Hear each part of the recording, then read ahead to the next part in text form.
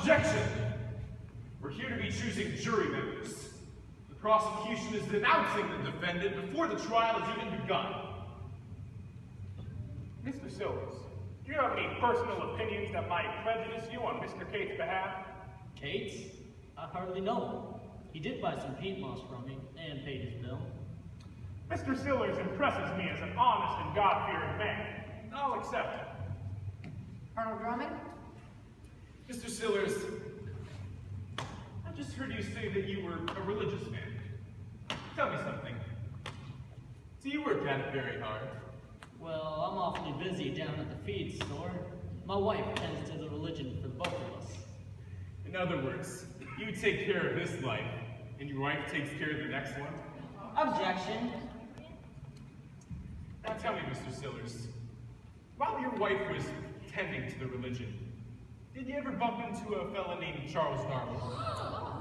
Not till recent. Well, from what you've heard so far of this Darwin, does he sound like someone your wife would want to have over for Sunday dinner? Your Honor, my worthy opponent seems to be cluttering the issue with hypothetical questions. I'm doing your job, Colonel. The prosecution is perfectly able to handle its own arguments.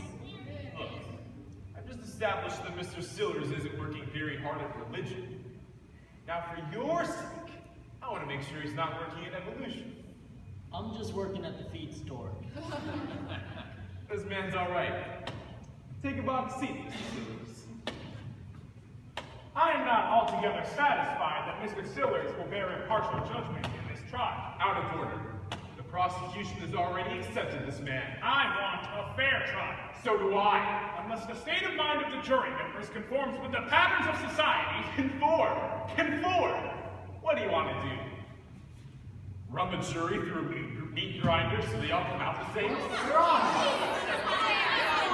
I see what you can do to a jury. Twist and tangle them. Let us not forget the Endicott publishing case. When you made the jury members believe the obscenity was in their own minds and not on the printed paper.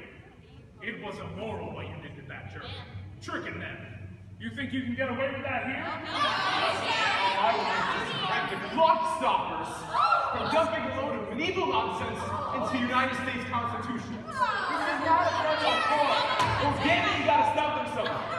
Gentlemen, if you please, you are both out of order. The court rules that the jury has been selected.